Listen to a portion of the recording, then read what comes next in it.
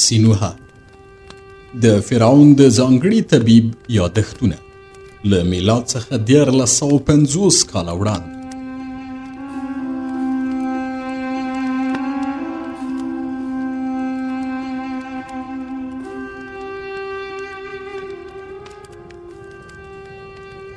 یو 50م څپرکی له یو مات شوي سړي سره یوه شپه.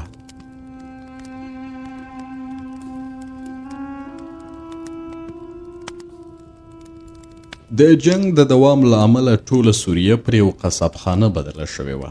په هر ځای کې مړي پراته ول او په دغسې حالت کې څوک د طاعون خپرېدا ته نه حیرانېږي.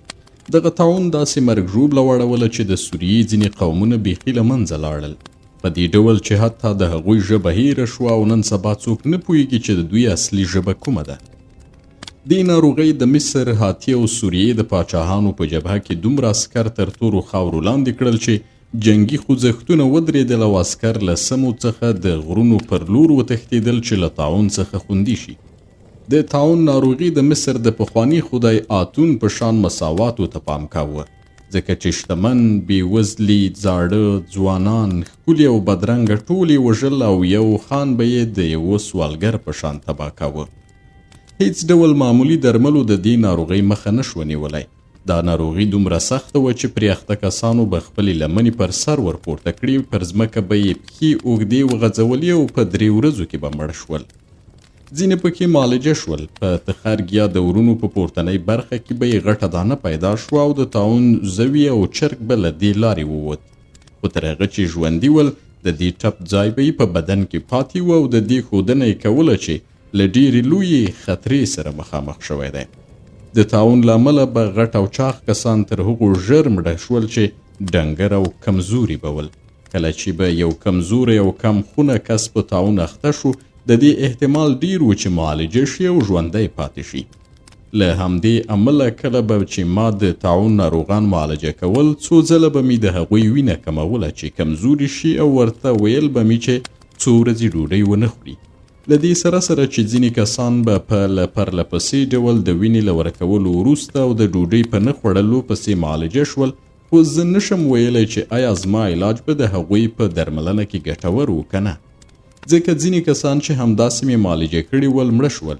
که څه هم چې پوهېدم زما درملنه ډېره ګټوره نه ده، خو معالجې ته مې دوام ورکاوه، ځکه یو ډاکټر حتی که پوه شي چې ناروغ یې مړ کېږي، بیا هم تر پایه د هغه معالجه کوي او باید ناروغ ته داسې وښیي چې معالجه یې کولی شي.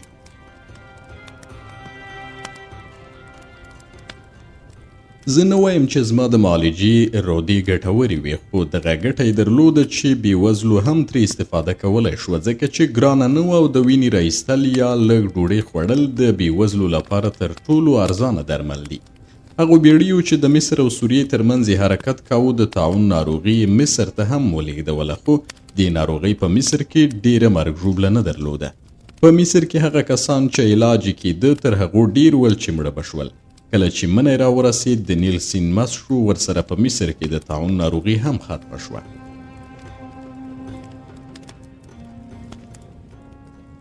د ژمي په رارسېدا سره په مصر کې هم دا ناروغي ختمه شوه او له هغه وروسته هورمهب وتوانید چې له غرنیو سیمو څخه خپل تیتوپرک عسکر بیرته راوغواړي. په پسرلي کې هورمهب له خپلو عسکرو سره د مجیدو دښتې ته ننوت او په دغه دښته کې د یوې لویې جګړې په پایله کې د هاتي لښکرو ته ماتې ورکړه. له دې سره هغوی د سولې وړاندیز وکړ، ځکه پوهېدل که سوله ونه کړي د بابل د پاچا له حملې سره به هم مخامخ شي. بورابوریاش چې د مصر د فرعون اخناتون په پیر کې د مصر له حکومت سره متحد شوی و، کله چې واورېدل هورمهب په مجیدو دښته کې د هاتي لښکرو ته ماتې ورکړې ده، فیصله یې وکړه چې د میتاني پر هیواد حمله وکړي. د غوښتل له هاتي څخه میتاني ونیسي او دغه کار هم وکړ. میتاني یې له هاتي څخه ونیو.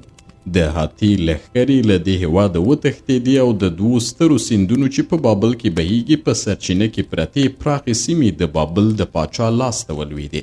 کله چې د هاتي افسران په سوریه کې مات شول، پوه شول چې سوریه داسې ورانه شوې چې نور له دې ځایه استفاده نشي کېدی. دوی نه غوښتل په سوریه کې خپلې پاتې جنگي ګاډۍ له لاسه ورکړي چې باید د بابل د پاچا پر خلاف ترې کار واخلي. هورمهب د هاتي د سولې په وړاندیز خوشحاله شو، ځکه چې د سوریې 3 کلن جنگ مصر ته ډیر تاوان ورسولی و او هرمهب غوښتل چې دغه جنگ نور پای ته ورسیږي چې وکړی شي سوریه آباده کړي. خو د سولې یو شرط دا کېښود چې د هاتي لښکرې دي د مجیدو ښار چې هغه مهال د سوریې پاچا ازیرو خپله پلازمینه ټاکلې وه له ازیرو او د هغه له ماشومانو سره یو ځای هرمهب ته تسلیم کړي. ځکه د امورو هیواد پاچا ازیرو له دې وروسته چې سوریه یې ونیوله او د سوریې پاچا شو خپله پلازمینه یې بدله کړه او مجیدو یې پلازمینه کړه. د هاتي لښکرو هم په مجیدو کې د ازیرو پر ماڼۍ برید وکړ. هغه یې له خپلې میرمنې او بچیانو سره ونیو او په زنځیرونو تړلي یې هرمهب ته وسپارل. وروسته چې د هاتي لښکرو د سوریې پاچا د هغه میرمن او بچیان یې هرمهب ته وسپارل نو پریکړه یې وکړه چې د سوریې له پلازمینې مجیدو څخه لاړ شي. د تګ پر مهال چې هر څومره پسونه غوایي او نور مالونه موندل له ځان سره یې هاتي ته یوړل. هرمهب د سوریې پاچا ازیرو او د هغه ښځه او بچیان بندیان کړل. امر یې وکړ نغاري ووهي چې ټول پوه شي جنګ پای ته رسېدلی او د مصر او هاتي ترمنځ سوله ټینګه شوې ده.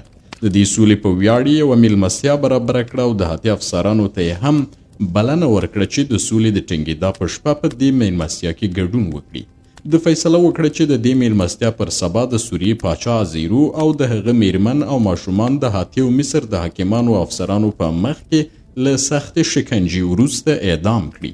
ما د دې کتاب په پیل کې له ازیرو سره د خپلې ملګرتیا په هکله خبرې کړې وې او ویلې مې ول چې هغه تر دې وړاندې چې د ټولې سوریې پاچا شي په خپل هیواد امورو کې چې د سوریې یوه برخه وه زما هرکلی کړی و. پر دې شپه مې د هرمهب په میلمستیا کې ګډون ونه کړ او هوډ مې وکړ چې د هرمهب په میلمستیا کې د ګډون پر ځای هغه کېږدۍ ته ورشم چې ازیرو یې پکې په زنځیرونو تړلی دی. زه پوهېدم دغه سړی چې یو وخت د ټولې سوریې پاچا و اوس د پاچاهۍ له ګدۍ غورځول شوی او په مرګ محکوم شوی دی او سبا به په سخته شکنجه مړ شي.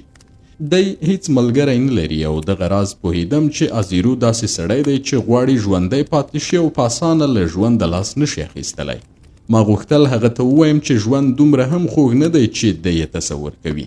که هغه شیان چې ما په خپل عمر کې لیدلي هغه لیدلي وای نو په اسانه به یې له ژونده لاس اخیستی وای. له دې کبله چې زه یو ډاکټر یم غوښتل مې هغه ته ووایم چې مرګ د بدني ځورونې او د ژوند له سترو غمونو او نهیلیو څخه یوه خوږه پیښه ده او بله دا چې انسان تل له ژونده کړیږي نه له مرګه. ما غوښتل دغه ټولې خبرې هغه ته وکړم چې ښایي پر دې شپه آرام خوب وکړي ځکه پوهېدم د هغه په شان یو کس چې ژوند پرې ګران دی کله چې وپوهېږي سبا یې وژني نو ټوله شپه به ویده نه شي.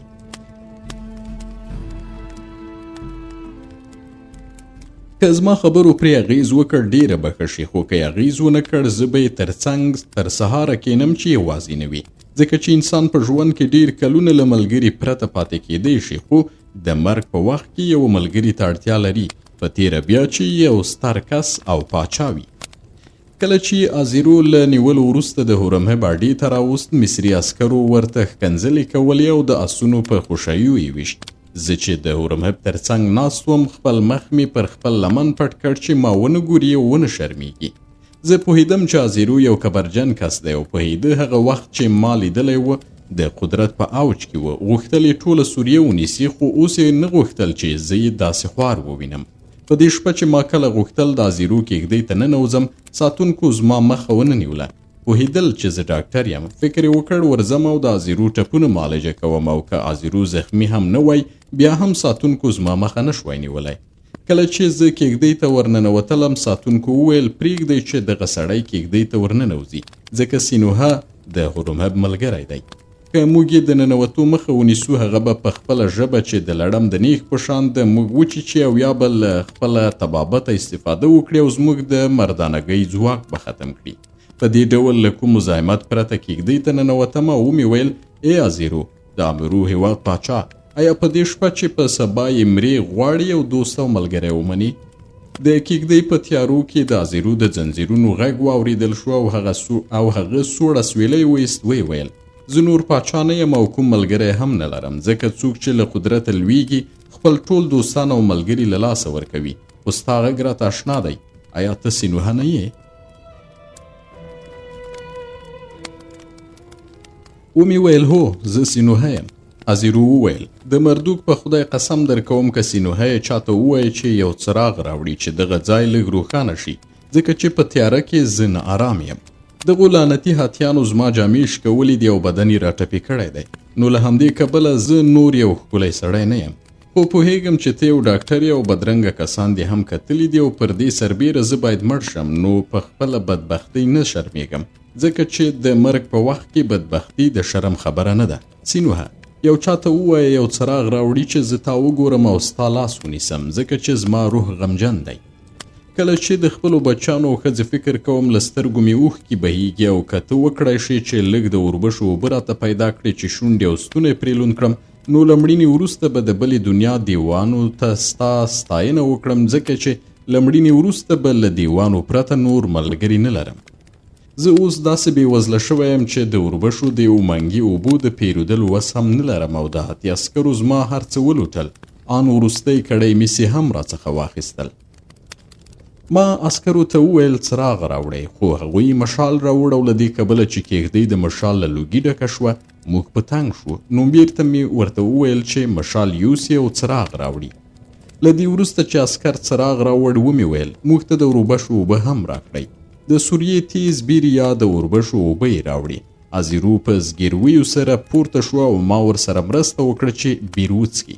په دې وخت کې مې ولیدل چې د هغه د سر ویښتان د ایرو په رنګ شوي ول او عسکرو یې ږیره داسې ورشکولې وه چې د مخ غوښه یې هم له ویښتانو سره جلا شوې وه. دغه راز مې ولیدل چې د لاس ګوتې سختې ژوبلې شوي او ځینې ګوتې بیخي ماتې شوې وې. نوکان یې د هغې وینې له امله تک تور شوي ول چې له ګوتو یې بهېدلې وه. د ازیرو څو پوښتۍ هم ماتې وې. په ډېرې سختۍ یې ساه اخیستل او کله به یې له خولې وینه هم وبهېده. کله چې د اوربشو لږ اوبه وڅښلې څراغ ته یې وکتل او ویې ویل نن شپه د څراغ رڼا زما د ستړو سترګو لپاره ملایم او خوندوره ده. خو د څراغ رڼا د ژوند د شغلې په شان څو ټکانونه خوري، نڅا کوي او د بیا ژوند په شان خاموشه کیږي.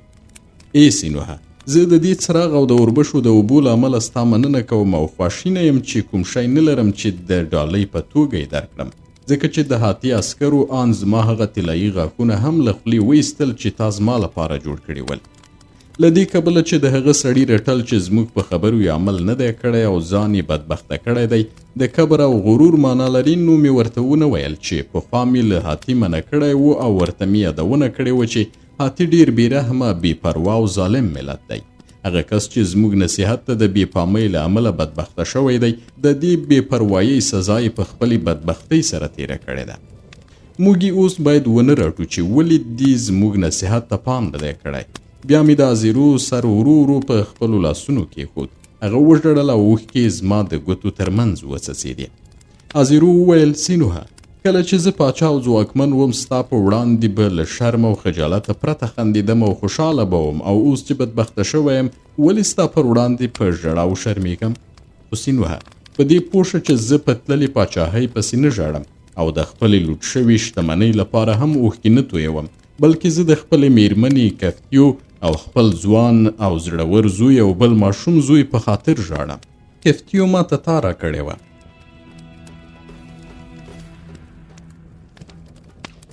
ومې ویل ای د امرو پاچا ازیرو، ما نه غوښتل چې نن شپه داسې خبره وکړم چې تا نور هم خفه کړم، خو له دې کبله چې ته د خپلې ښځې او ماشومانو لپاره ژاړې زه دې اړ کړم چې یو څه درته ووایم. هغه نور کسان چې له 3 کلونو راهیسې په دې هېواد کې بدبخته شوي او د هغوی د سترګو پر وړاندې ښځې او ماشومان وژل شوي دي، هغوی هم ځانونه درلودل او د خپلو بچیانو او میرمنو په غم غمجنېدل.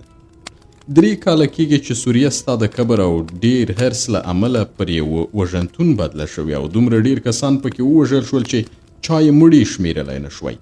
له دې سره چې زه نه وایم چې ته د دې بدبختیو سبب وي نو باید ووژل شي، بلکې وایم له دې کبله چې مغلوب شوی نو باید ووژل شي، ځکه یو پیاوړی ګناهګار تر هغه له سزا خوندي وي چې قدرت ولري، خو کله چې کمزوری شو بیا سزا ورکول کیږي. مګر له دې سره چې زه ستا اعدامول عدالت بولم، خو ستا د میرمنې او بچیانو له مړینې سره موافق نه یم او ما ستا د ماشومانو او میرمنې د مرګ په هکله له هورمهب سره خبرې وکړې. هغه ته مې وویل که هغوی خوشې کړي ډېر ثواب به وګټي، خو هغه زما خبره ونه منله. وی ویل باید د ازیرو نوم او د هغه نسل له سوریې څخه ختم شي. له همدې عمله چې کله ته ووژل شي ستا جنازه به په قبر کې ښخه نه کړي، بلکې په یوه دښته کې به دې واچوي چې ځناور او مردار خواره دې وخوري. ځکه چې هورمهب نه غواړي چې ستا قبر پاتې شي او په راتلونکي کې سوریانیان ستا په قبر راټول شي او ستا په نوم قسم وخوري او یا دا چې د خدایانو په شان د عبادت وکړي. ازیرو له دې کبله چې په قبر کې به خښ نه شي وډار شو او ویې ویل سینوهه ته چې نن شپه دلته راغلی یې خپله دوستي نوره هم بشپړه کړه. دوی چې ما نه خوښوي ته زما له مرګ وروسته په امرو هیواد کې د بعل خدای پر وړاندې زما په نوم قرباني وکړه، ځکه چې زه به بیا په بله دنیا کې تل په لوږه او تنده کې سرګردانه ونه اوسم. دغه راز هغه همکاري چې تا له کفتیو سره درلوده او هغه دې بیا ما ته راکړه، نو یو ځل بیا د هغې لپاره هم قرباني وکړه، ځکه چې په بله دنیا کې وږي تږي او بې کوره نه وي. زما 2 ماشومان هم چې سبا وژل کېږي زما او کفتیو په شان قربانۍ ته اړتیا لري. زه له هورمهب ګیله نه لرم، ځکه که زه پرې برلاسه شوی وای همداسې چلند به مې کړی وای او هغه به مې وژلی وای. کله چې زه فکر کوم زما ښځه او ماشومان به ووژل شي، که څه هم ډېر خفه کېږم خو د تسلي لپاره یوه وسیله هم لرم او هغه دا چې له ما وروسته به څوک زما له میرمنې کفتیو سره تفریح ونه کړي. ډېر کسان زما د میرمنې غوښتونکي دي، ډېر سپین پوستکي او چاق کسان یې غواړي او پرې ګرانه ده. که زما له مړینې وروسته هغه ژوندی پاتې شي د نورو په برخه به شي او زه به په بله دنیا کې له دې امله بدبخته شوی یم. که څه هم ښه به وایي چې زما بچیان ژوندي پاتې وای، خو پوهیږم چې هغوی به د موریانو په توګه مصر ته بوځي. په داسې حال کې چې هغوی شهزادګان ول باید موریان نشي او د مصر په قانونو کې کار کولو ته اړ نشي. خو اوس به یې له دې کبله څوک موریان نه کړي چې ووژل کېږي. سینوهه پر دې خبرې دې خوشحاله شوم چې ودې ویل زه له دې امله مرم چې ناکام شوی یم. که زه په دغه جنګ کې بریالی شوی وای نو له دې سره چې ته وایې سوریه پر یوه قصابخانه وژنتون بدله شوې وه، خلکو به حتی په مصر کې هم زما نوم په ویاړ سره یاداوه. ټولې ګناوې به یې د مصر پر غاړه اچولې او ویل به یې د مصر فرعون خونړی او ظالم پاچا دی او که یې پر سوریې حمله نه وای کړې نو دغه جنګ به نه کېده او د سوریې خلک به نه وژل کېدل. ما یو غلطي وکړه او هغه پر هاتی باور و. زه نه پوهېدم چې هاتیان دې دومره بې غیرته وي چې له مصر سره تر سولې وروسته خپل متحد هغوی ته وسپاري او د هغه شتمني لوټ کړي. ازیرو د اوربشو له اوبو غړپ وکړه او بیا ته وا د خلکو ټولي ته وینا کوي. په ډېر شور او ولولې سره یې وویل افسوس دې وي ستا په حال ای سوریې، ای پر ما ګران هېواده، د یوې ښکلې مینې په شان دې وکړولم. ای سوریې، ما ستا د لوړاوي لپاره زیار ویست، د دې لپاره مې بلوا وکړه چې ته آزاده شې او مصر درڅخه موریې جوړ نه کړي. خو نن سبا چې د مرګ وخت راغلی دی ته ما پرېږدې او پر ما لعنت وایې. ای د بیلبوس لوړه ښاره، ای د ازمیر شتمنه ښاره، ای د سیدون لوی او ښکلیه ښاره، ای د ژوبه ځواکمنه ښاره او د سوریې نورو ښارونو چې ټول زما د پاچاهۍ په تاج د غمیو په شان ځلیدی، ولې مو زه پرېښودم او ولې مو له ما لاس واخیست؟ ای د سوریې لوړو بډایو ځواکمنو او شتمنو ښارونو، پر ما دومره ګران وی چې آن نن هم چې زه مو پرې ایښی یم او پر ما مو لعنت کړی دی بیا هم له تاسې څخه زړه نشم بیلولی، ځکه چې زه پوهیږم تاسې زما معشوقې یاست او هره ښکلې معشوقه له خپل عاشق سره بې پروایي او ناز کوي. ای سوریې، توکمونه له منځه ځي او ملتونه رامنځته کېږي، ویاړونه هم د هغه سیوري په شان دي چې د لمر له لوېدو وروسته له منځه ځي، خو ته پاتې شه او تل پاتې اوسه. ای سوریې، تر هغې چې دا نړۍ شته ته د سمندر په څنډه کې د سرو غرونو او غونډیو په څنګ کې ستر ښارونه جوړ کړه، شاوخوا یې دنګې کلاګانې جوړې کړه او هر ځل چې باد راالوځي زما د هډوکو دوړې به له بیدیا څخه ستا د ښارونو پر لوري روانې وي چې ستا ښارونه ښکل کړي.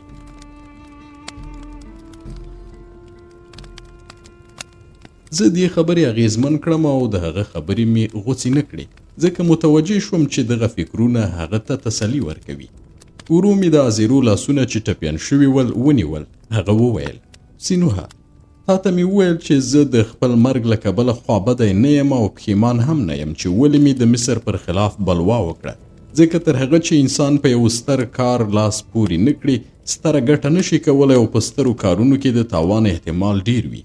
هغه کار چې ما وکړ د دې سبب شو چې د سوریې پاچا او د هغه ویاړونه زما په برخه کړي او تر هغه وخته چې زه ژوندی وم ډیر ښه ژوند مې وکړ، مینه مې ولیده او په دې ډول مې وکولی شول چې خپلې کینې آرامې او له منځه یوسم. په دې وخت کې هیڅ کار نه یم پښیمانه کړی. اوس دغه ټول کارونه لکه یو پړی داسې په غاړه کې تاو شوي او ما د مرګ پر لوري بیایي. دا خبرې د دې لپاره کوم چې ته پوه شې زه له مرګه نه ویریږم، خو له دې کبله چې ټول عمر یو کنجکاوه سړی وم او د هر سوریاني په شان زما خټه هم له سوداګرۍ سره ښکل شوې ده، له تجارت او معاملو سره مې مینه ده. غواړم له تا څخه چې یو ډاکټر یې پوښتنه وکړم چې آیا په یو سوداګریزه معامله مرګ غولولی شو او په یوه سودا خدایان تیریستلی شو؟ موږ سوریانیان چې په تجارت کې تکړه یو په ټولو معاملو کې خلک غولولی شو، او آیا ممکنه ده چې مرګ ته له هغه سره د یوې معاملې وړاندیز وکړم چې ویې غولوم او له ما لاس واخلي؟ ومې ویل نه ازیرو، انسان هر څه تیریستلی شي خو مرګ نشي غولولی، مګر له دې کبله چې سبا ستا د ژوند ډیوه مړه کیږي غواړم یو حقیقت درته ووایم. دا هغه حقیقت دی چې تر اوسه پورې په چا جرأت نه وي کړی چې وایي.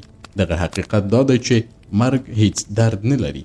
ازیرو، آیا پوهیږي چې ولې تر اوسه پورې چا دغه جرأت نه دی کړی چې دغه علمي او طبي حقیقت خلکو ته ووایي؟ علت دا دی چې مرګ ته د ډیرو قوي، زړورو او با ارادي کسان هم له ویرې تسلیمیږي. دوی تصور کوي چې د مرګ درد له بدني دردونو څخه زر ځله سخت دی، حال دا چې د انسان په ژوند کې تر مرګ بل خوندور او په زړه پورې شی نشته. ازیرو، دا ومنه چې د یوه غاښ د ایستلو درد 10 ځله او 10 ځله تر مرګ سخت دی. په حقیقت کې مرګ د هغه کس له حالت سره توپیر نه لري چې ستړی وي او غواړي پر یوې ځمکې اوږد وغځېږي او خوب یې سترګې سره ورولي.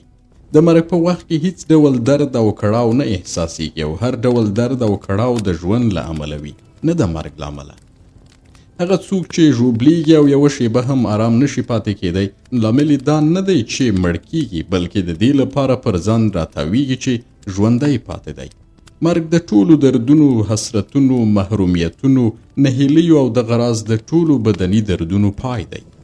آیا ته متوجه شوی چې له یوې ګرمي او ساړدوبې ورځې وروسته د شپې سړه وږمه څومره خوندوره وي؟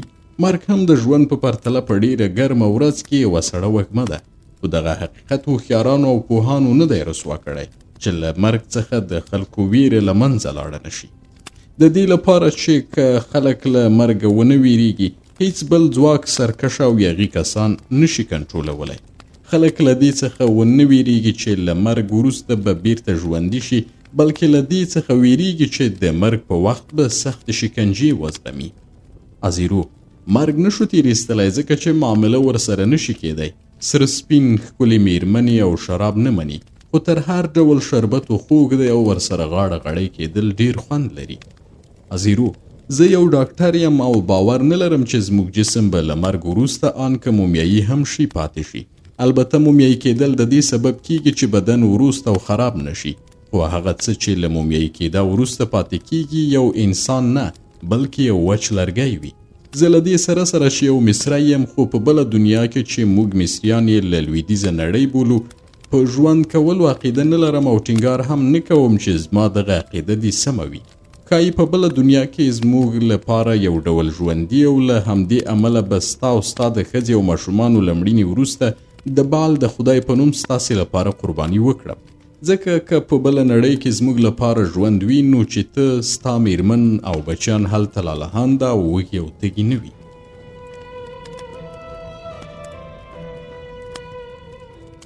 ازیرو زما په خبرو خوشحاله شو او په ډیره هیلهمندۍ یې وویل: سینوهه، اوس چې غواړې قرباني وکړې، داسې پسونه انتخاب کړه چې زما د خپل هیواد امرو وي، ځکه چې د امرو پسونه چاغ وي او خوندوره غوښه لري.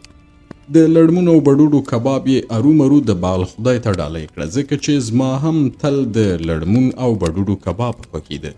که د قربانۍ په وخت کې د سیدون شراب له عبهر سره یو ځای د بال په خدای وڅښې، زه به ډېر خوشحاله شم، ځکه چې له مرګ وروسته به له کفتیو سره شراب وڅښم او تر هغه چې مې زړه غواړي له هغې سره به خبرې وکړم.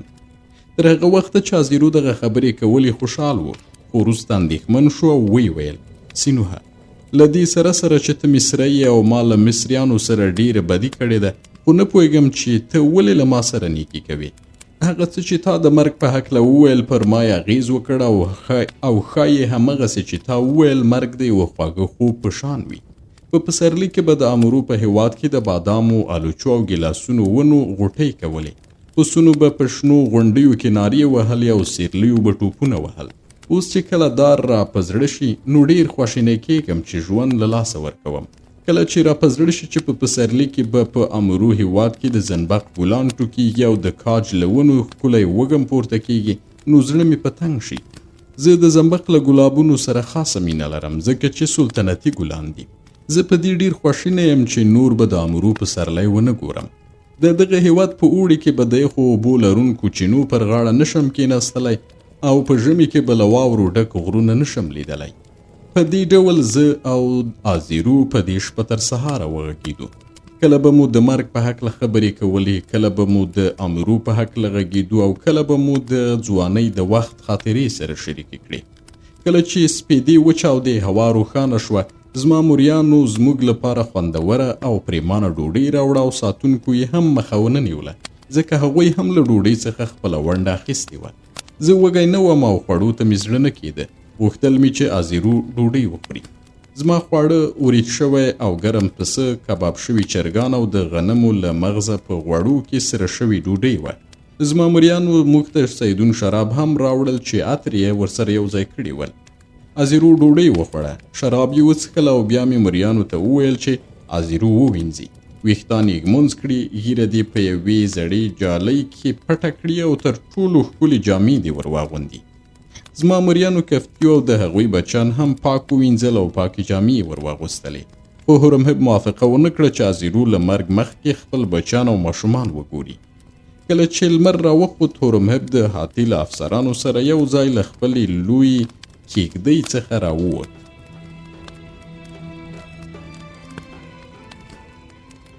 ما ولیدل چې ټول خاندي او پوه شوم چې ټول د شرابو د څښلو له امله څه ناڅه مست او نشه دي. زه هورمهب ته ورنږدې شوم، ورته ومې ویل ته پوهېږې چې څو ځله مې درته خدمت کړی دی چې وروستی ځل یې د سور ښار په وړاندې په جنګ کې ستا د ژوبلې شوې پښې معالجه وه. په دې جنګ کې یو زهرجن غشی ستا پر پښه ولګېد او ما د دې مخه ونیوله چې د دې غشي زهر تا ووژني. اوس راغلی یم چې له تا څخه یو شی وغواړم او هغه دا دی چې آزیرو په شکنجې سره ونه وژنې، ځکه چې دغه سړی د سوریې پاچا و او په جنګ کې په میړانه وجنګېد. تر دې وړاندې چې آزیرو ستا لاس ته ولویږي، د هاتي افسرانو هغه ډیر شکنجه کړی دی. دوی غوښتل چې په دې ډول ورته د سرو او سپینو زرو خزانې وروښیي، نو ښه به وي چې نور ونه کړیږي. بله دا چې که ته د هغه له شکنجه کولو تیر شي، نو ستا نیک نوم به نور هم ستر شي. کله چې هورمهب دغه خبره واورېده، سترګې یې کش کړې او د مخ رنګ یې تک تور شو، ځکه چې هغه د آزیرو د مرګ لپاره پلانونه جوړ کړي ول. د غوښتل چې آزیرو په شکنجې سره ووژني چې د هاتي افسران او د مصر سرتیري او افسران یې وګوري او تفریح وکړي. ما نندارچیان لیدل چې په لومړي کتار کې د ځای نیولو لپاره یې له یو بل سره لانجې کولې. دا خبره باید وکړم چې هورمهب له شکنجه کولو خوند نه اخیست او بېرحمه نه و، خو یو سرتیری و او مرګ یې د ځان لپاره یوه وسله بلله. هورمهب په دې ورځ نیت درلود چې آزیرو داسې ووژني چې د نورو لپاره د عبرت درس شي او بیا څوک جرأت ونه کړي چې د مصر پر خلاف پاڅون وکړي. هورمهب پوهېده چې ملتونه تاوتریخوالی د لیاقت او قدرت په معنا بولي او فکر کوي چې بېرحمه لښکر تکړه قمندانان وي او په بدل کې رحم او نرمښت د کمزورتیا په معنا بولي. له همدې امله یې د هاتي د شاهزاده شوبانو له اوږې لاس لرې کړ او په زري متروکۍ څو ځله خپلې پونډۍ ووهلې. ویې ویل سینوهه، ته د یوه ازغي په شان زما په پښو کې ننوته یې او لږ پاتې ده چې له تا په تنګ شم، ځکه چې ته عادي کس نه یې او د عادي مسلو په هکله ستا قضاوت د لیونیو په شان دی. کله چې یو کس شتمن شي او مقام ته ورسیږي، نو د دې پر ځای چې هغه وستایي، ته پرې نیوکې کوي، او کله چې سړی خپل مقام او شتمني له لاسه ورکړي، د دې پر ځای چې په اړه یې په بې پروا شي، خو ته ورځې او د لاسه کوي. خبر شوم چې بیګا تر سهاره پورې له آزیرو سره وي. له هغه سره دي د اوربشو اوبه څښلي دي او سهار دي خپلو موریانو ته ویلي چې د هغه لپاره خواړه او شراب راوړي. دا د لیونیانو کار دی. له بېوزلو او له پښو لوېدلو کسانو سره مرسته کوي، ځکه چې له کمبخته او بېوزلو کسانو سره دوستي او ملګرتیا د انسان لپاره هیڅ ګټه نه لري، او بده لا دا چې د دغسې خلکو ملګرتیا سړي ته تاوان کوي، ځکه انسان مجبوریږي چې له خپلو سرو او سپینو څخه هغه ته یو څه ورکړي. تر هغه چې انسان ژوندی دی، باید له هغو کسانو سره ملګرتیا ونه کړي چې شته او مقام ونه لري. له دغسې کسانو څخه باید لرې واوسي او تل د هغو کسانو ملګرتیا وکړي چې یوه ورځ د هغه له مقام او شتمنۍ څخه استفاده وکړی شي. تا تر هغه وخته له ازیرو سره ملګرتیا ونه کړه چې په مقام کې و، او نن چې نه پاچا دی او نه شتمني لري نو د هغه ملګری او د هغه پلویتوب کوي. حسینوه ته پوهیږي چې ما نن له شاوخوا سیمو څخه څو تنه تکړه جلادان راوستلي دي چې د خپلو عسکرو او افسرانو د تفریح لپاره خپل هنر وښیي.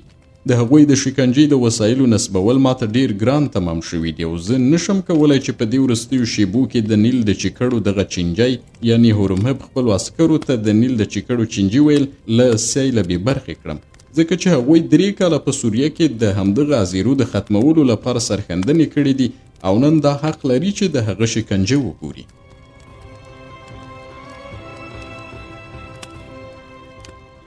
د هاتی شاهزاده شوباتو چې کله دغه خبره واوریده هورمهب یې پر ملا وټپاوه او وی ویل شاباسي هورمهبه، سمه خبره دې وکړه، ته باید نن موږ له دې سیله بې برخې نه کړي. موږ د دې لپاره چې تا د هغه له شکنجې بې برخې نه کړو، کله چې مو ازیرو ونیوه نو د هغه د بدن غوښې مې ټوټه ټوټه نه کړې، یوازې د هغه نوکان مو له وریو جلا کړله او ګوتې مو ورماتې کړې، نو ته باید زموږ د خوشحالۍ لپاره هغه شکنجه کړې، ګنې موږ به خوابدي شو.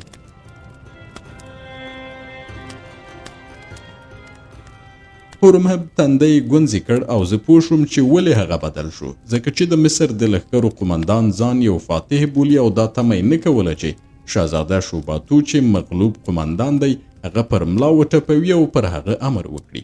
هورمهب وویل شوباتو داسې ښکاري چې ته نشه او خپل حد نشي ساتلی، ما ځکه د ازیرو د شکنجې فیصله وکړه چې هغه په ډیر کړاو مړ کړم چې ټول پوه شي چې هر څوک چې د هاتی په ملګرتیا اعتماد وکړي پایله به یې همدا وي او د ازیرو له برخلیک سره به مخامخ شي.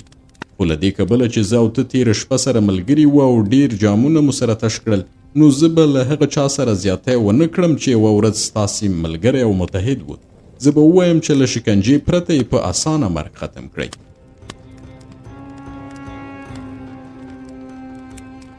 شوباتو په دې خبره ډیر خپه او د څیرې رنګ یې تت شو، ځکه چې د هاتی اوسیدونکي له دې سره چې له خپلو ملګرو او متحدینو سره خیانت کوي او کله یې که ګټه پکې ولیده نو خپل ډیر نږدې ملګری به هم خرڅ کړي، خو بیا هم نه غواړي چې څوک یې خاینان او بېوفا وبولي.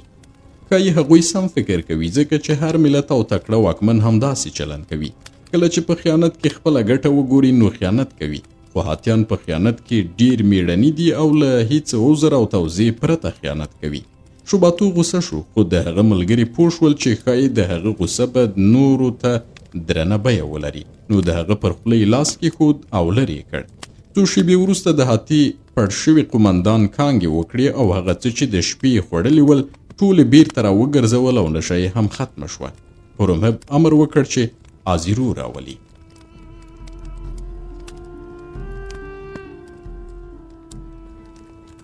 سره له دې چې پوهېده ما ازیرو ته خواړه ورکړي، کله چې ولیدل دغه سړی په لوړ سر او استواره ګامونو راځي، ویاړمنې جامې اغوستې او سر و ږیره اصلاح شوي دي، حیران شو. ازیرو په خندا را روان او د مصر پر هغو افسرانو او سرتیرو یې ملنډې ووهلې چې د هغه د ساتنې لپاره ګمارل شوي ول.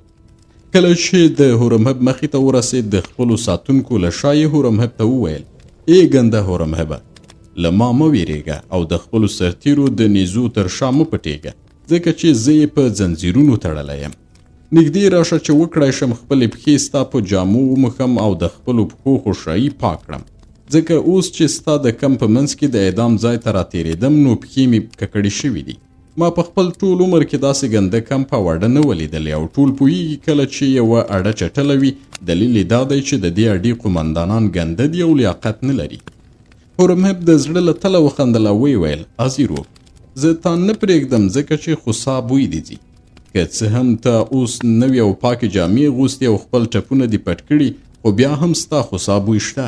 موږ دا خبره هم نشو پټولی چې ته یو زړور سړی یې او له مرګه نه ویرېږې، خو دا چې د اعدام ځای ته روان یې او لا هم خاندې، نو له همدې امله مې وویل چې تا له شکنجې پرته مړ کړي، ځکه چې په راتلونکي کې زما نوم ښه شي. قدرت دا نه دی چې یو څوک خپل ناکام دښمن شکنجه کړي، بلکې قدرت په دې کې دی چې بریالی قمندان له دې سره چې ناکام سیال شکنجه کولی شي، خو بیا هم د هغه له کړولو تیریږي.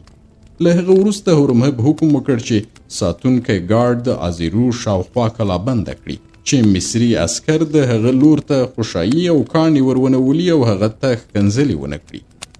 له ازیرو وروسته یې د هغه میرمن کلفتیو راوستله چې ځان یې سینګار او ښایسته کړی و. له دې سره خپل 2 زامن هم ول او یو بل ته یې لاسونه ورکړي ول چې له تګه یې ښکارېده هغوی شهزادګان دي. د اعدام په ځای کې میرمن او بچیان یې له ازیرو سره یو ځای شول. کله چې ازیرو خپله میرمن ولیدله خفه شوه او نارې یې کړې، کفتیو زما سپینې اسپې او ای زما د سترګو توره، زه ډېر خواشینی یم چې ستا د مرګ سبب شوم ځکه چې پوهیږم تا له ژونده خوند اخیستلی شو.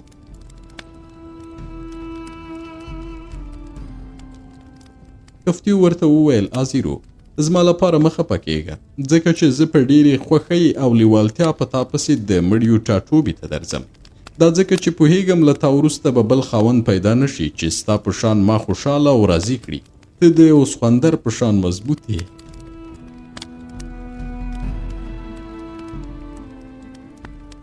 کله چې ته ژوندی وې ما له ټولو ښځو بیل کړي او پرې مې نه ښودې چې له ما پرته له بلې ښځې سره تفریح وکړي. اوس چې د مړیو ټاټوبي ته ورځې زه به له تا سره لاړه شم چې هلته هم تا ته اجازه در نه کړم چې له نورو ښځو سره تفریح وکړي. زه پوهیږم هغه ټولې ښکلې ښځې چې تر ما مخکې له تا سره تفریح کړې وه او اوس د مړیو په ټاټوبي کې دي ستا په تمه دي چې له ما څخه دې واخلي. حتی که مصریان ما ونه وژني زه به پر خپلو اوږدو څڼو ځان غرغره کړم چې له تا وروسته د مړیو ټاټوبي ته لاړه شم او له تا سره یو ځای شم. زه یوه وینځه وم او یو مصري ډاکټر تا ته سپارلی وم. ته پر دې سربیره چې زما میړه وې زه دې ملکه هم کړم او ما تا ته 2 ښکلي زامن وزیږول.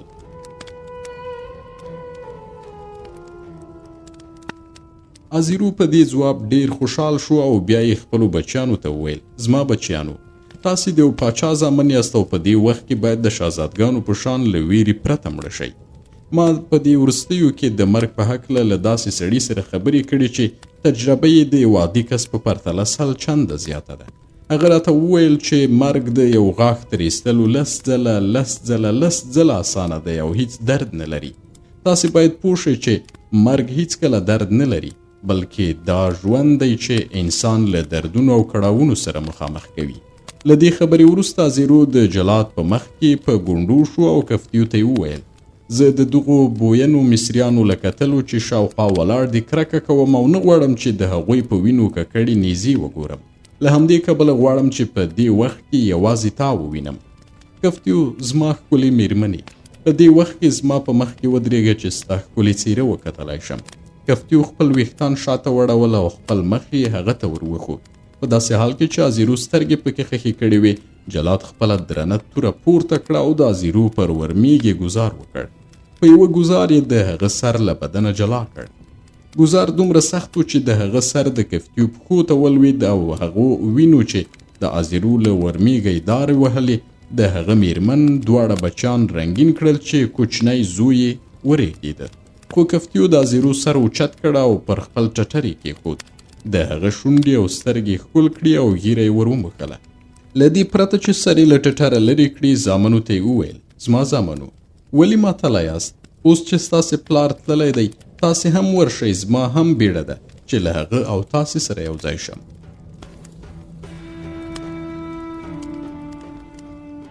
مشر زوی یې له دې پرته چې د کوچني ورور لاس خوشی کړي په ګونډو شو او جلاد د هغه سر هم د پلار په شان په یوه ګزار له تنه وربیل کړه او پسې یې د کوچني هغه سر هم غوڅ کړ. کفتیو چې د ازیرو سر یې لا په سینه ایښی و د خپلو بچیانو مرګ ته له خفګانه پرته کتل. د هغوی له مړینې وروسته جلادانو د 2 سرونه په لغتو له خپلې مخې لرې کړل او کفتیو ته اشاره وکړه چې په ګونډو شي. ښځې له دې پرته چې د ازیرو سر له سینې بیل کړي د جلاد پر وړاندې ګونډه ووهله او پر یوه لاس یې خپلې زلفې له مخه لرې کړي چې ورمیږې ښکاره شي. جلاد د هغې سر له تنې جلا کړ او کفتیو د ورمیږ له رګونو څخه د ازیرو او د هغوی د زامنو په سرونو باندې وینه ورتوی شوه. په دې ډول دغه 4 کسان له دې پرته چې شکنجه شي په بیړه ووژل شول. خو هورمهب د مړیو د ښخولو اجازه ورنه کړه. ویل مړي په بیدیا کې واچوئ چې مردار خواره او ځناور یې وخوري. د امرو هیواد پاچا چې وروسته د سوریې پاچا شو په دې ډول مړ شو او د هغه له مړینې وروسته هورمهب له هاتي سره سوله وکړه، په داسې حال کې چې پوهیده دغه سوله به دوام ونه کړي، ځکه چې هاتي د سولې د تړون په اساس د سوریې سیدون، ازمیر، بیلبوس او کادش ښارونه نیولي ول او بیا یې د سوریې په شمال کې دغه ښارونه پر یوه ستره جنګي کلا بدل کړي ول. که څه هم هورمهب پوهیده چې دغه سوله به دایمي نه وي، خو له دې کبله چې دواړه لوري له جنګه ستړي شوي ول، له هاتي سره یې د سولې تړون وکړ. پر ستړیا سربیره د جنګ دوه نور علتونه هم ول چې هورمهب مجبور شو له هاتي سره سوله وکړي. یو دا چې غوښتل یې د خپل وخت یوه برخه د مصر په پلازمینه طبس کې د خپلو ګټو د خوندي کولو لپاره ولګوي، او بله دا چې پوهیده د مصر په جنوب کې تورپوستو قبایلو سر اوچت کړی دی او چمتو نه دي چې مصر ته قلنګ ورکړي. په دې کلونو کې چې هورمهب جنګیده، د مصر فرعون توت عنخ آمون په دې هیواد کې پاچاهي کوله. هغه د خپل قبر له ساتلو پرته بله بوختیا نه درلوده.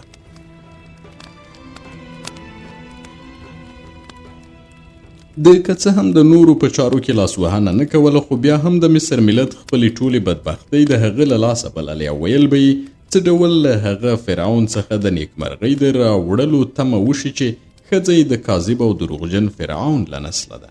عامي په خلکو کې د دې فکر د سمولو لټه نه کوله، بلکې اوازې به یې خپرولې چې خلک د فرعون پر وړاندې نور هم بدبینه کړي، ځکه پوهېده څومره چې خلک پر فرعون بدبینه شي د هغه پکې ګټه ده. د به خپلو ملګرو ته ویل چې هر چاته ووایي فرعون د مصر ټوله شتمني د خپل قبر په جوړولو او ښکلولو لګوي او د مصر د ملت بدبختي له همدې امله ده.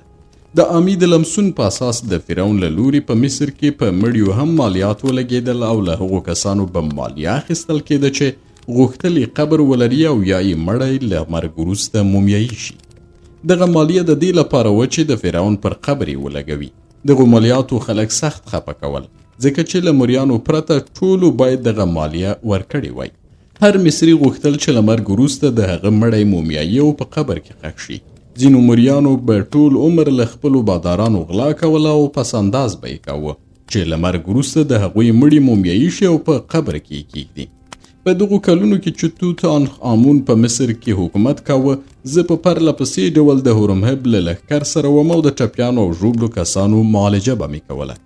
د مصر د پلازمینې طبس له حالاتو مې ډیر معلومات نه درلودل او یوازې ځینو مسافرو به څه ناڅه معلومات راکول. هغه مسافر چې له طب سره تلل ویل به یې چې فرعون کمزوری او ډنګر شوی دی او یوه مرموزه ناروغي ځوروي او دغه ناروغي د سوریې له جنګ سره تړاو لري، ځکه کله چې د هورمهب بریالیتوب خبر ورسیږي، حالت یې داسې خرابیږي چې خبره یې بسترې ته رسیږي. خو کله چې واوري هورمهب په جنګ کې ناکام شوی دی، نو ښه شي او له بسترې پورته کیږي. مسافرو به ویل چې دغه موضوع دومره عجیبه ده چې کوړو ته ورته ښکاري، ځکه چې د فرعون د روغتیا او ناروغۍ مسلې د سوریې د جنګ له خبرونو سره تړاو پیدا کړی دی. کله چې د سوریې جنګ اوږد شو، عامي بې خبره شو او له مصره یې څو استازي هورمهب ته واستوله. ویل تر کومه غواړي چې د سوریې جنګ ته دوام ورکړي؟ بیړه وکړه او سوله وکړه چې خپل هدف ته ورسیږم، ځکه چې زه بوډا یم او خپل هدف ته د رسیدا لپاره صبر نشم کولی. کله چې خپل هدف ته ورسېدم، د هغې ژمنې په اساس چې له تا سره مې کړې ده، تا به هم خپل هدف ته ورسوم. ما په دې خبره باور نه کوو چې ګنې د فرعون ناروغي دي د کوډو له امله وي، او ګمان مې کوو چې فرعون له دې امله د جنګ د خبر په رسېدا سره کله ناروغ او کله بیرته سمیږي چې عامي خاصه موخه لري. په همدې ډول کله چې د سوریې جنګ پای ته ورسېد او هورمهب له هاتي سره سوله وکړه، موږ په جنګي بیړیو کې کېناستو او د نیل سیند د اوبو د بهیر پر خلاف روان شو. ومو وریدل چې فرعون د آمون په زرینه بیړۍ کې سپور کړی شوی دی چې د لویدیځ د ټاټوبي پر لور وخوځېږي. ما د فرعون د مړینې د خبر په اورېدو سره تعجب ونه کړه او هغه وخت پوه شوم چې د فرعون ناروغېدا او بیرته رغېدل د دې لپاره و چې کله که د هغه د مړینې خبر خپور شي، نو څوک حیران نشي چې ولې توت عنخ آمون سمدستي مړ شو. کله چې موږ د فرعون د مرګ خبر واورید، موږ ته وویل شول چې کله په مجیدو کې د مصر د لښکرو د بریالیتوب او له هاتي سره د سولې له مسلې فرعون خبر کړی شو، هغه داسې هیجاني شو چې له ډېر هیجان او کړکېچه یې ناروغي سخته او مړ شو. خو د فرعون د مړینې په اړه د دارالحیات ډاکټرانو یو او ګډ نظر نه درلود. څرګنده نه وه چې هغه له کومې ناروغۍ مړ شوی دی. خو د مرګ د کور کارکوونکو ویلي ول چې کله د مومیایي کولو لپاره د فرعون خېټه خلاصه کړه ویې لیدل چې زهر ورکړل شوي دي.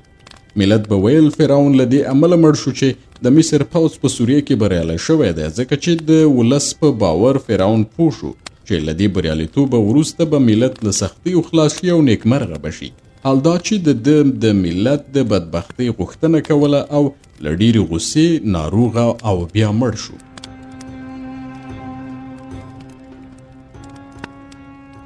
زه پوهېدم په کومه ورځ چې هورمهب د مټې خاورې پر لوحې له هاتي سره د سولې تړون لاسلیک کړ، داسې ښکارېدل لکه چې آمي خپله چاړه د فرعون په خېټه کې دننه کړې وي، ځکه چې آمي له دې پرته بله تمه نه کوله چې د سوریې جنګ ډېر ژر پای ته ورسیږي، چې هغه په ارام فکر فرعون ووژني او د هغه پر ځای د سولې فرعون د پاچاهۍ پر ګدۍ کیني. د فرعون د مرګ خبر هورمهب او د هغه عسکر ډیر خفه کړل، ځکه چې کله فرعون مصر ته ننوت د بریالیتوب بیرغونه یې ورپول او د سوریې مشران یې د کښتیو له عرشو سر په سړی په دار وځړول چې وښیي دی هم د پخوانیو فرعونانو په شان دی. کله چې به نور فرعونان له جنګه راستنېدل دښمنان به یې سر په سړی په دار ځړول. هورمهب هم غوښتل همداسې چلند وکړي. خلک د مات دښمن په لیدو وویاړي او پوه شي چې مصر د پخوا په شان مضبوط دی او له خپلو بهرنیو دښمنانو او یاغیانو غچ اخیستی شي. خو د فرعون د مرګ خبر د دې سبب شو چې هورمهب د بریالیتوب بیرغ پورته نه کړی شو. د سوریې مشرانو مړي یې هم له بیړیو کوز کړل او نیل ته یې واچول. د مصر سپاهیان چې له هورمهب سره مصر ته ستانه شوي ول په سوریه کې له 3 کلن جنګ او له ډېرو خطرو وروسته طبس ته ستنېدل. دوی له ځانه سره هغه سره او سپین هم درلودل چې په جنګونو کې د غنیمت په ډول نیولي ول او هیله یې کوله چې په طبس کې به پرې ساتیري او عیاشي وکړي. خو دغه خوبونه یې پر اوبو لاهو شول، ځکه چې پوهېدل داسې ښار ته ننوځي چې په ویر کې ډوب دی، نو باید مخونه په لرګیو تور کړي او ځان ویرجن وښیي. ټولو به ویل دغه فرعون چې موږ یې د سوریې جنګ ته واستولو او اوس چې مړ شوی دی خو بیا هم له موږ څخه لاس نه اخلي. د هغه مړینه هم د هغه د ژوند په شان موږ ته کړاو پېښوي. کله چې سپاهیان پوه شول طبس ته په ورتلو سره عیاشي نشي کولی، نو د نیل سیند په هر ساحل کې به یې په بیړیو کې لنګر واچاوه. دوی به هغه ښځې له ځان سره ساحل ته بولې چې له سوریې څخه یې راوستلې وې. هلته به یې د ښځو او سوریې د نورو غنیمتونو پر سر کمیسایي کول او قمار به یې واهه. که څه هم هر سړی له خپلې ښځې موړ شوی و او نه یې غوښتل چې له هغې سره ساتیري وکړي، خو دا فکر یې کوو چې له نورو ښځو سره به ساتیري تر خپلې ښځې خوندور وي او غوښتل یې په قمار سره نورې ښځې وګټي. کله چې به مصري عسکر د قمار وهلو پر وخت غوسه شول، شخړه به یې کول او یو بل به یې ژوبلول. دوی به خدایانو ته هم ښکنځلې کولې او په دې ډول به د نیل د سیند سواحلو اوسېدونکي د هغوی بېدینۍ ته حیران شول. په وحشت او حیرانتیا سره به یې ورو ورو پوښتنې کولې چې آیا دغه خلک مصریان دي؟ که مصریان وي بیا ولې خدایانو ته سپکې سپورې وایي؟ دوی په دې خبر نه ول چې مصري سپاهیان له وطنه لرې ول او له دې امله ډېرو پکې سوریاني جامې اغوستې او آن په خبرو کې یې سوریاني کلمې کارولې. ځینو خو به د مصري خدایانو پر ځای د سوریې د خدای بال عبادت کاوه. ما په خپله هم د سوریې په امرو هیواد کې د بال خدای لپاره 4 قربانۍ وکړې چې آزیرو د هغه میرمن او بچیان له مرګ وروسته وږي تږي او لالهانده نه وي. له دغو خبرو زما هدف دا دی چې د مصر ملت د هورمهب له عسکرو ډارېده، ځکه چې کتل یې ډېر پکې د جامو او ظاهري حالت له پلوه له مصریانو سره ورته نه دي او نه یې د مصر پر خدایانو عقیده درلوده. د مصر عسکرو او ما به د دې ساحلي سیمو په لیدو تعجب کوو، ځکه چې د نیل په هر ساحل کې چې به له بیړیو کوز شو لیدل مو چې خلک وږي او بېوزله دي. د مصر خلکو خپلې جامې دومره وینځلې او پیوند کړې وې چې اصلي رنګ یې نه ښکارېده او د ټولو مخونه ډنګر او وچ ښکارېدل، ځکه چې مصریانو د نباتي غوړو د ترلاسه کولو وس نه درلود. ټولو به موږ ته په ویرې او طرحې سره کتل او د بېوزلو ملاوې د مالیې ټولونکو د مامورینو د متروکو په وهلو سره ژوبلې شوې وې. عامې او حکومتي ودانۍ د ورانېدا په حال کې وې او د کورونو له دیوالونو څخه خاورې او خټې تویېدې. له هغې ورځې څخه چې موږ له مصره وتلو لارې نه وې رغېدلې او د اوبو لګولو ډېر کانالونه وران شوي ول. خو کله چې مو معبدونه وکتل ګورو چې معبدونه ودان او په زرینو انځورونو ښکلي شوي دي. کاهنان نور هم چاق شوي، سرونه یې خریلي او تیل یې پرې موښلي ول. زه پوه شوم چې د معبد په کاهنانو باندې دغه وخت ډېر ښه تېر شوی او تل یې د ښو ډوډیو شرابو او غوښو په خوړلو کې اسراف کړی دی. په داسې حال کې چې هغوی خوړل او څښل، خو نورو خلکو که به یوه مړۍ وچه ډوډۍ پیدا کړه نو هغه به یې د نیل په اوبو کې لمدول او بیا به یې خوړله. ځینو مصریانو چې مخکې به یې په طلایي لوښو کې شراب څښل، اوس به یې که په میاشت کې یو ځل ارزان بیه بیر یا د اوربشو اوبه پیدا کړي نو ځانونه به یې نیکمرغه بلل. اوس د نیل په ساحل کې د ښځو د خندا غږونه او د ماشومانو د خوشحالیو اوازونه نه اورېدل کېدل. ښځې مړاوې او ډنګرې شوې وې. په ډنګرو لاسونو به یې د کالیو د وینځلو سوټي پورته کول او خیرن کالي به یې پرې وینځل. ډنګرو ماشومانو چې له ډېرې لوږې د لوبو حوصله نه وه، ځمکه به یې وکیندله چې د بوټو ریښې راوباسي او خپله خېټه د بوټو په ریښو مړه کړي. هغه څه چې د اتون او امون په جنګ کې خوندي پاتې شول د سوریې او مصر په جنګ کې له منځه لاړل. له همدې لامله خلکو تاندوالی او خوشحالي نه درلوده. دا حوصله هم نه وه چې د جنگ له ختمېدا وروسته خوشحالي وکړي او د هورمهب جنگي بیړیو ته یې چې د تبس پر لوري تللې په ویري او طرحې سره کتل. له دې ټولو سره سره به مستې توتکۍ د نیل د اوبو پر سر الوتې. د نیل د سواحلو په لوښو کې به آسونه شڼېدل او تمساګانو به خولې خلاصې کړې چې مرغان په خپلو مښوکو باندې د هغوی د غاښونو منځونه ورپاک کړي.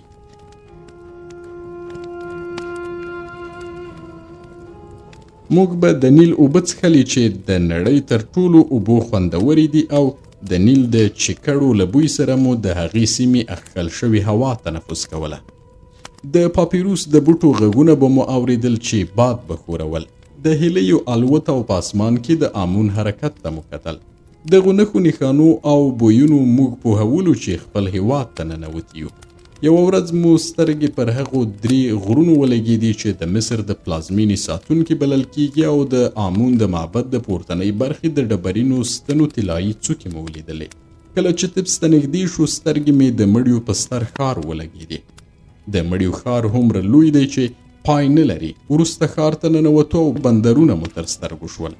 د بېوزلو سیمه مو د هغې له خټینو کورونو سره ولیدل او د خانانو او اشرافو د کورونو او سیمو په لیدلو سره خوشحاله شو. په دې وخت کې مې په ډېر قوت سره د تبس هوا تنفس کړه. ماکوګانو خپل لوی پاروګان په ډېر زور سره په اوبو کې دننه کړل. د هورمهب عسکرو د فرعون ماتم هیر کړ. د خوشحالۍ چیغې وکړې او بدلې یې وویلې.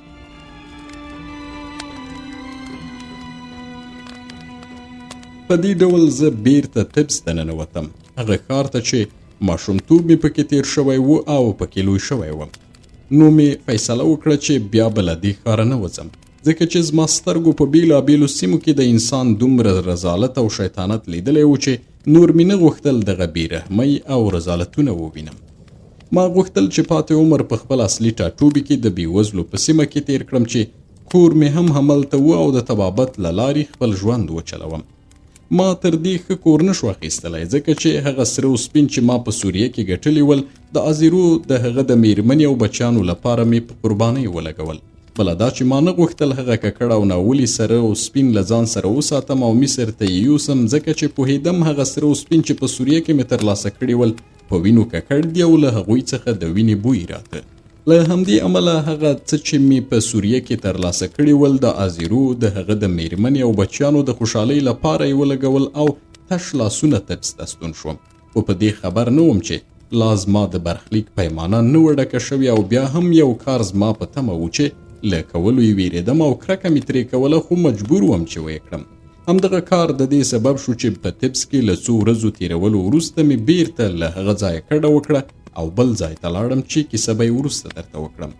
آمي او هورمهب له دې وروسته چې له هاتي سره سوله وشوه او فرعون مړ شو، هر څه یې په خپله ګټه ولیدل او فکر یې وکړ چې هیڅ شی هم د دوی د واکمنېدا په لار کې خنډ نشي کېدی. خو لږ پاتې و چې د یوې ښځې د کینې له امله دواړه له واکمنۍ څخه محروم شي. غوره ده یو ځل بیا دلته د ملکې نفرتیتي او شهزادګۍ باکتامون نومونه واخلم، ځکه هغه ښځه چې کینه یې کړې وه پخوانۍ ملکه نفرتیتي وه.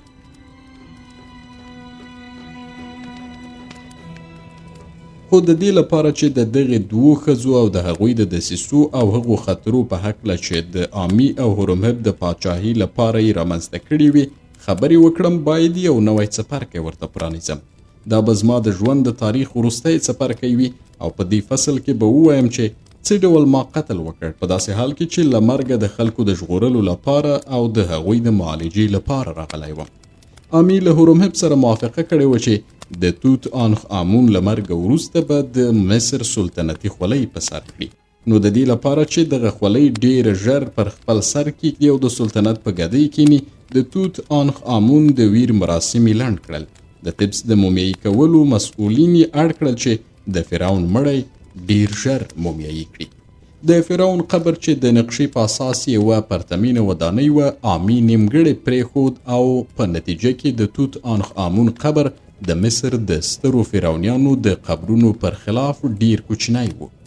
آمي په دې ډول ټول هغه شیان د ځان کړل چې فرعون غوښتل هغه خپل نوي قبر ته له ځان سره یوسي. خو هورمهب په دې شرط آمي سره موافقه وکړه چې آمي باید داسې کار وکړي چې شهزادګۍ باکتامون د هورمهب میرمن شي. آمي د دې لپاره چې شهزادګۍ باکتامون د هورمهب ښځه کړي، په طبس کې یې د آمون د معبد له کاهنانو سره خبرې وکړې او د هغوی په مرسته یو پلان جوړ کړ چې په دې بڼه به اجرا کېده. په کومه ورځ چې هورمهب له سوریې څخه په راستنېدا پسې د مصر د ستر صوبمن په توګه د آمون معبد ته ځي، نو میرمن باکتامون په معبد کې د جنگ د الهي یعنی سخمت په شان ځان سینګاروي.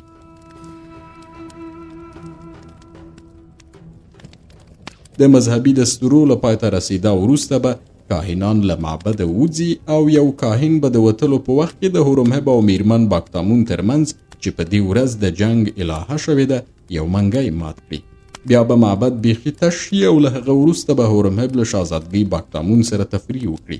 د جنگ د الهي په معبد کې په دې تفریح سره به هورمهب د خدایي درجې ته ورسیږي او د جنگ خدای بشي. کاهنانو د آمي د تلقین له امله ویل چې د دغو دواړو ترمنځ د منګي ماتولو ته اړتیا نشته، ځکه خدایان د دې لپاره چې یو بل سره پیوند وکړي د منګي ماتولو ته اړتیا نه لري.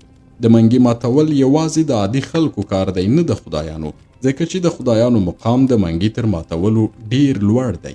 پر دې سربیره له دې کبله چې دغه دوه تنه به په معبد کې تفریح وکړي او یو پکې د جنگ الهه ده، نو په خپله د یو بل میړه او ښځه کیږي.